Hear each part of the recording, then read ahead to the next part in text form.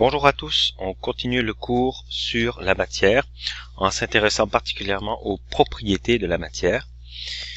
Et nous allons commencer par rappeler le concept de substance pure. Alors une substance pure, c'est un ensemble d'atomes identiques ou de molécules identiques les uns à côté des autres.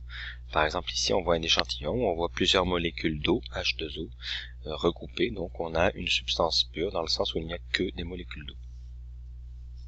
Les substances pures ont des propriétés caractéristiques, c'est-à-dire que normalement une mesure faite à un moment donné à un endroit particulier sur la planète, sur la Terre, donne les mêmes résultats quel que soit l'endroit et le moment où on va réaliser cette expérience.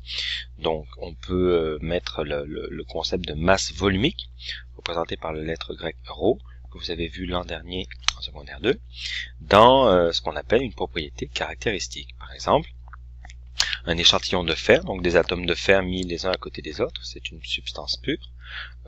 Si on remplit un volume précis de 1 cm3 de fer, eh bien on va se retrouver avec une masse pesée de 7,86 grammes. Quel que soit l'endroit sur Terre, du moment qu'on fait l'expérience dans les mêmes conditions, on devrait trouver le même résultat, à 20 degrés Celsius.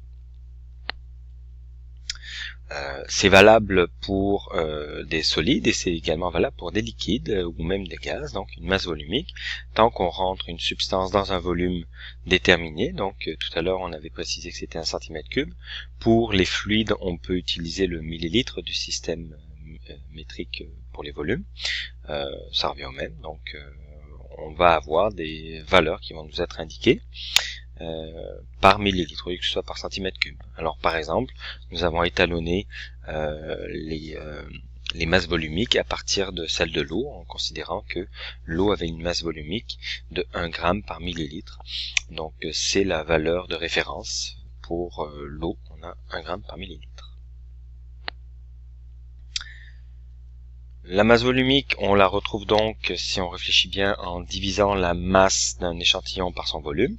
Alors, comme elle est fixe, un échantillon de substance pure doit toujours avoir la même masse volumique. Donc, si on a une masse déterminée, eh bien, on ne peut pas avoir n'importe quel volume qui apparaît pour que la masse volumique reste la même. Alors, exemple, si on a de l'argent pas en tant que monnaie, mais de l'argent en tant que substance pure, l'argent du tableau périodique, eh bien on va avoir une masse volumique qui va apparaître quel que soit l'échantillon qu'on est en train d'étudier. Donc par exemple ces pièces de monnaie qui sont faites en argent, donc dans la substance pure argent, sont des pièces qui s'appellent Hercule, ce sont des vieilles pièces qu'on retrouvait en France. Eh bien, ces pièces ont un volume de 2,62 cm3 et ont une masse totale de 27,5 grammes. Alors, quand on utilise la formule ρ est égal à masse de l'échantillon, masse totale divisé par son volume, on devrait trouver la masse volumique de l'argent.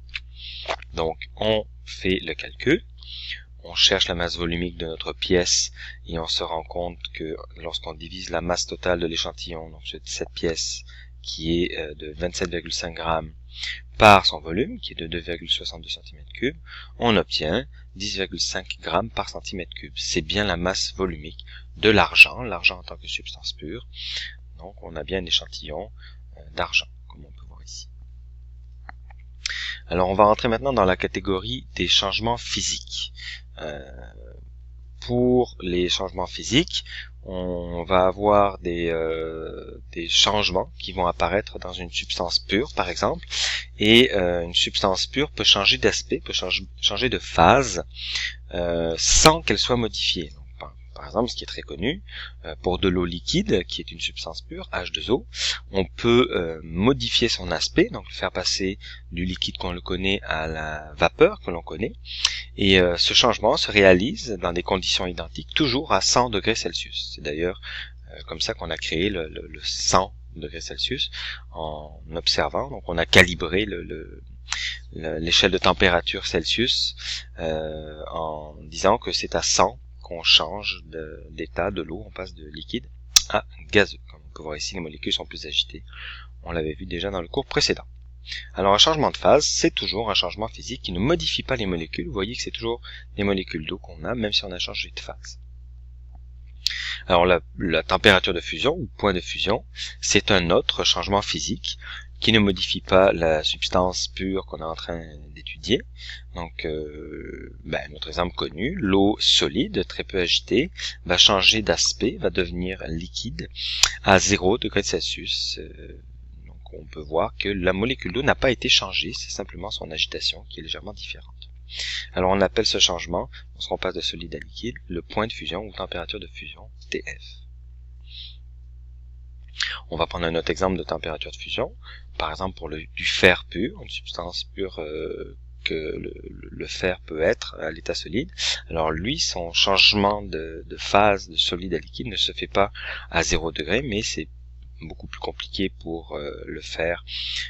Il faut qu'il soit beaucoup plus monté en température. Il faut le monter à 1538 degrés Celsius pour qu'il change d'aspect et qu'on passe à une phase liquide. Son point de fusion, température de fusion, est différente, mais c'est toujours 1538 degrés Celsius pour un échantillon de fer, si c'est du fer pur. Le point d'ébullition qu'on avait vu tout à l'heure, 100 degrés Celsius pour l'eau, donc passage de liquide à gazeux pour H2O, c'est ce qu'on appelle le point d'ébullition ou la température d'ébullition. C'est une propriété caractéristique de l'eau, donc c'est toujours 100 degrés Celsius pour l'eau. Et si on reste dans notre idée du fer, eh bien pour passer d'un fer liquide à un fer gazeux, c'est possible, mais il va falloir monter la température à 2862 degrés Celsius. C'est une propriété caractéristique du fer, ce qui veut dire que le fer change toujours d'état à 2862 degrés Celsius, et il passe toujours de liquide à gazeux à cette température, s'il s'agit d'un morceau de fer pur. Les changements physiques existent aussi dans d'autres situations. Par exemple, lorsqu'on dissout un sel dans un solvant. Donc le fameux NaCl, chlorure de sodium, que vous voyez représenté ici, les petits grains blancs qu'on met dans notre alimentation pour donner un goût salé. Eh bien, lorsqu'on les met dans l'eau, en fait, ils ne disparaissent pas, ils font juste se séparer les uns des autres, et c'est la raison pour laquelle on ne les voit plus. Donc si vous versez des grains de sel dans de l'eau, vous ne les verrez plus. Et en fait, ça ne change pas les molécules. On a bien toujours des molécules NaCl, chlorure de sodium, et des molécules d'eau autour. Donc il s'agit d'un changement physique dans le sens où les molécules ne sont pas modifiées. On va maintenant parler des changements chimiques qui, eux, vont modifier les substances pures, donc les molécules ou les atomes étudiés. Alors, on voit ici représenter ce qu'on appelle une réaction chimique. Une réaction chimique est le genre de situation où on va avoir des substances au début d'une réaction, par exemple, ou d'une expérience, et on a d'autres substances qui apparaissent à la fin. Alors, quand je dis d'autres substances, on voit ici, par exemple, que les 4 atomes de fer qu'on a fait réagir sont séparés au début. On a 3 molécules de dioxygène qui sont séparées au début, et lorsque tout ça réagit ensemble, on se retrouve avec 2 molécules à la fin. Donc on voit les 2 molécules par les groupements d'atomes. Ici on a un groupement d'atomes et ici un autre groupement d'atomes.